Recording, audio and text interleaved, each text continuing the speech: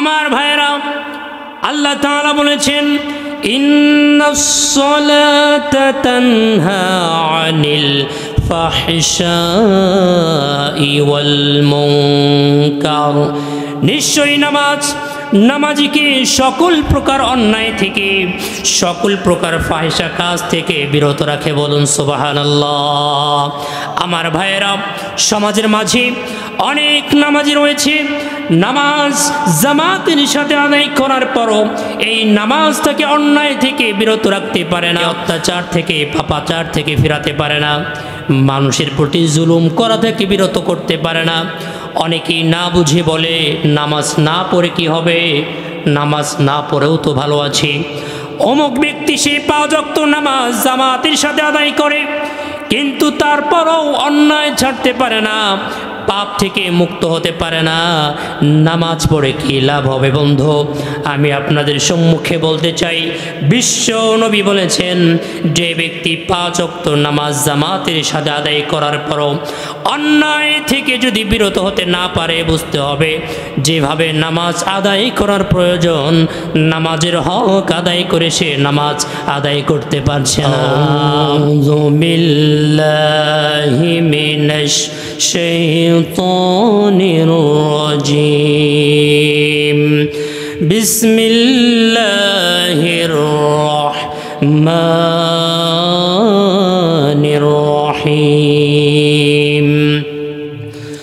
কুল ইয়া ইবাদিয়াল্লাযীনা আসরাফু আলা আনফুসিহিম লা তাকনাতু মির রাহমাতিল্লাহ ইন্নাল্লাহা ইয়াগফিরুয যুনুবা জামিআ ইন্নাহু হুয়াল গফুরুর রহিম।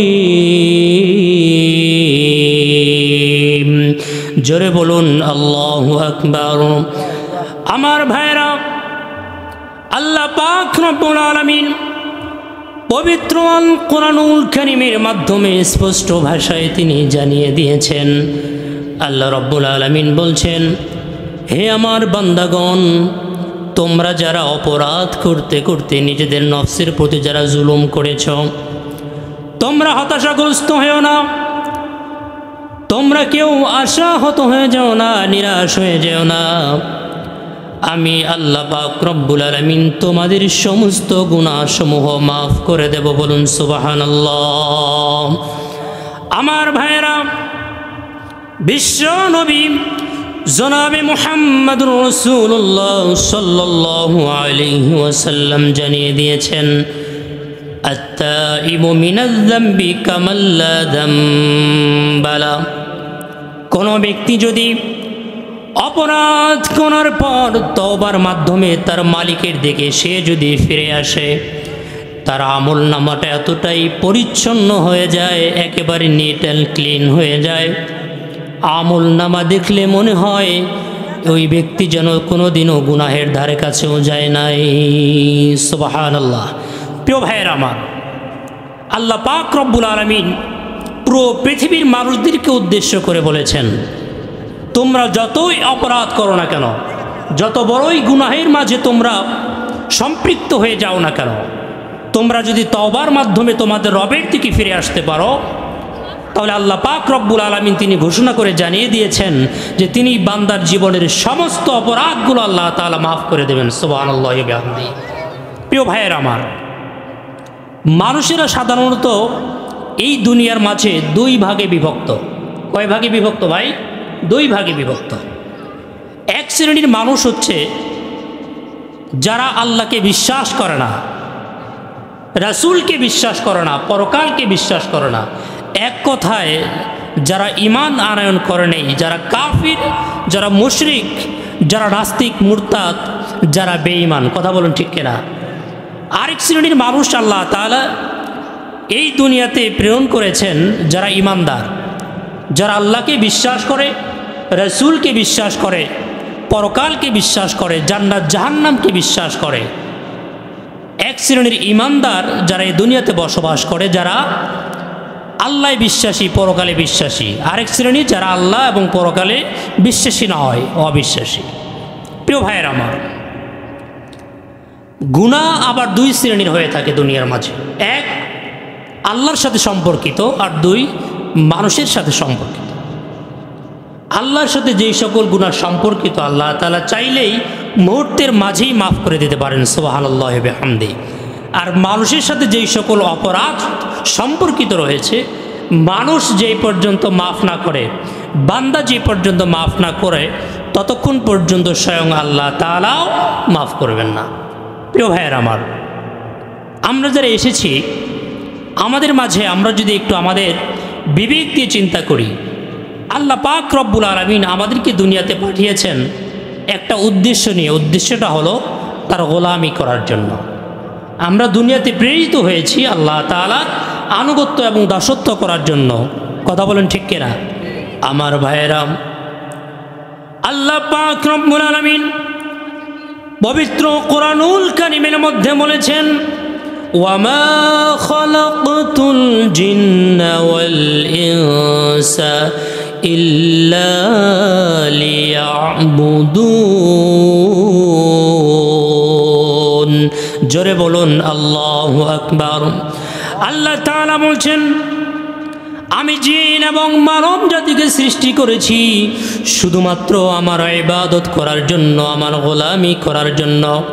প্রিয় ভাইয়েরা আমার, যেই মহান রব্বুল আলামিন আমাদেরকে দুনিয়াতে পাঠিয়েছেন তার আনুগত্য এবং দাসত্ব করার জন্য, গোলামি করার জন্য, কিন্তু আমরা দুনিয়াতে এসে সেই মহান সত্তা আল্লাহ সুবহানাহু ওয়া তাআলাকে ভুলে গিয়ে শয়তানের প্ররোচনায় পড়ে আমাদের মন মস্তিষ্ক প্রসূত চিন্তা ভাবনার চেতনা লালন করার মাধ্যমে আমরা দুনিয়াতে আমাদের মন মতো জীবন যাপন করছি।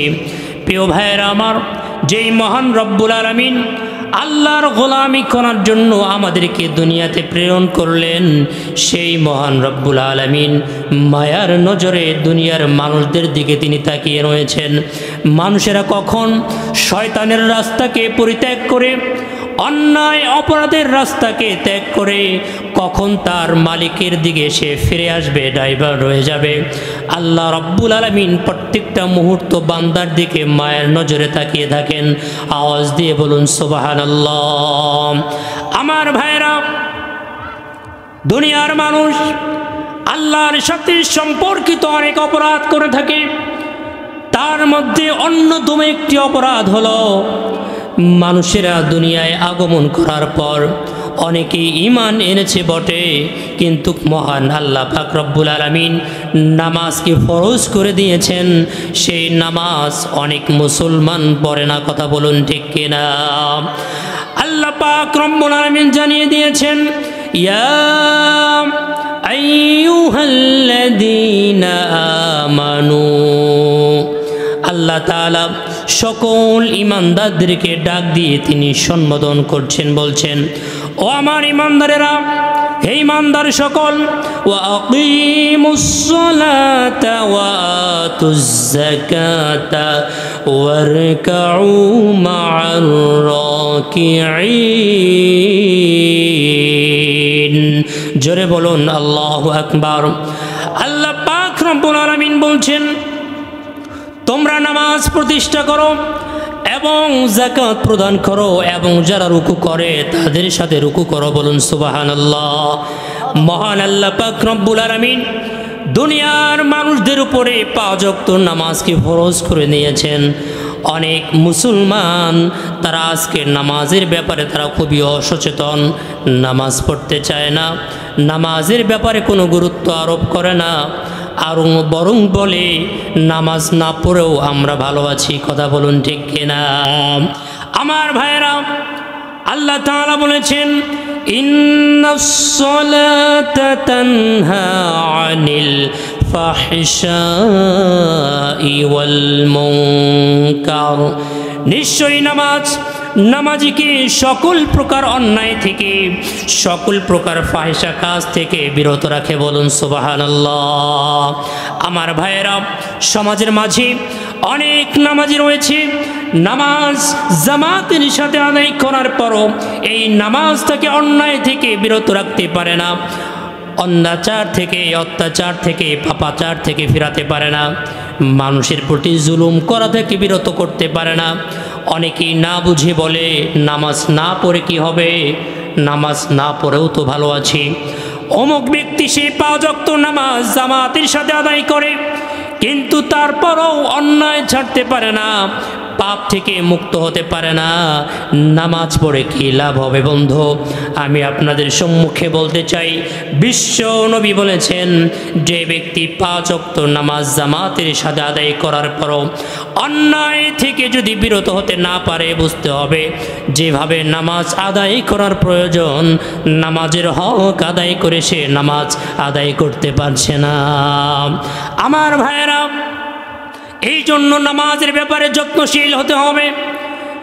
আপনি আমি যখন এই দুনিয়া ত্যাগ করে চিরবিদায় নিয়ে অন্ধকার কবরে চলে যাব বন্ধু, সেদিন নামাজ আপনার আমার জন্য সবচাইতে প্রিয় বন্ধু হবে, সবচাইতে কাছের বন্ধু হবে। বলুন সুবহানাল্লাহ। সালাত তোমার বন্ধু পরম শেষ বিচারের দিন, সালাত তোমার জীবন জুড়ে খুশবু প্রতিদিন, সালাত তোমার বন্ধু পরম শেষ বিচারের দিন, সালাত তোমার জীবন জুড়ে খুশবু প্রতিদিন, যায় নামাজে শান্তি বিলায় চিত্তে সীমাহীন, রব্বিয়াল আলা রব্বিয়াল আযীম, রব্বিয়াল আলা রব্বিয়াল আযীম। আওয়াজ দিয়ে বলুন মারহাবা। আমার ভাইরা, আমি যে বিষয় আপনাদের সামনে আলোকপাত করছিলাম, আল্লাহর সাথে সম্পর্কিত যেই সকল অপরাধ আমরা করে থাকি, আল্লাহ পাক রব্বুল আলামিনের সাথে সম্পর্কিত যত অপরাধগুলো আমরা করে থাকি, তার মধ্যে অন্যতম হলো আমরা নামাজ আদায় করি না। আল্লাহ পাক রব্বুল আলামিন আমাদের উপরে রোজাকে ফরজ করে দিয়েছেন। অনেকেই অসুস্থতার অজুহাত দিয়ে, বিভিন্ন অজুহাত দিয়ে তারা রমজান মাস এলে রোজা পর্যন্ত পালন করে না। আল্লাহ তাআলা অনেক ভাইদেরকে অঢেল সম্পত্তির মালিক বানিয়েছেন, জাকাত ফরজ হয়েছে, তারপরও তারা জাকাত প্রদান করতে চায় না। আমার ভাইরা, অনেক ভাই অনেক প্রকার গুনাহের মাঝে জর্জরিত, সুদ, ঘুষ, মদ, জুয়া, জেনা, ব্যভিচার সহ এমন কোনো অন্যায় কাজ নাই, এমন কোনো গর্হিত কাজ নাই যে মানুষ আজকাল করে না। আমার ভাইরা, আইয়ামে জাহিলিয়াতের যুগ, যেই অন্ধকারের যুগের কথা আমরা শুনি, আজকের এই ডিজিটাল বাংলাদেশ সহ সারা পৃথিবীর মানুষ অন্যায় করতে করতে এমন একটা জায়গায় গিয়ে পৌঁছেছে, সেই আইয়ামে জাহিলিয়াতের যুগকেও তারা আজকে হার মানিয়েছে। কথা বলুন ঠিক কিনা? আমার ভাইরা, এত এত অপরাধ করার পরও মানুষ যেন হতাশাগ্রস্ত না হয়ে যায়, মানুষ যেন আশাহত না হয়ে যায়, নিরাশ না হয়ে যায়, যার কারণে আল্লাহ পাক রব্বুল আলামিন সূরাতুজ জুমারের 53 নম্বর আয়াতে আল্লাহ তাআলা সুন্দর করে জানিয়ে দিয়েছেন, ও দুনিয়ার মানুষ, তোমরা যত বড় অন্যায় করো না কেন, যত বড় অপকর্ম করে থাকো না কেন, তোমরা নিরাশ হয়ে যেও না।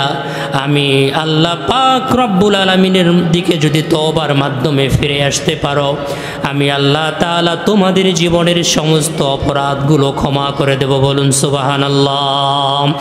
আমার ভাইরা, যেই সকল মানুষ যারা এখন পর্যন্ত ঈমান আনয়ন করে নাই, যারা নাস্তিক, যারা মুরতাদ, যারা মুশরিক, যারা কাফির সম্প্রদায়, তারাও যদি আজকে উক্ত আয়াতের আলোকে আমল করতে পারে, তারাও তাদের জীবনের সমস্ত গুনাহ থেকে পরিত্রাণ পেয়ে যাবে। আল্লাহ পাক রব্বুল আলামিন পবিত্র আল কুরআনুল কারীমের মধ্যে বলেছেন, ইল্লা মান তাবা ওয়া আমানা ওয়া আমিলা আমালান সালিহান ফাউলাইকা ইউবাদদিলুল্লাহু সাইয়্যাতিহিম হাসানাত। আল্লাহ পাক রব্বুল আলামিন বলছেন, কেউ যদি তাদের নিজের জীবনের অপরাধ বুঝতে পারে, সে যদি অনুতপ্ত হয়ে লজ্জিত হয়ে লজ্জায় অবনত হয়ে যদি মালিকের দিকে ফিরে আসতে পারে, ঈমান আনয়ন করে এবং যদি নেক আমল করতে পারে, আল্লাহ পাক রব্বুল আলামিন ওই বান্দার আমল নামাটাকে নেকি দিয়ে পরিবর্তন করে দেন। বলুন সুবহানাল্লাহ।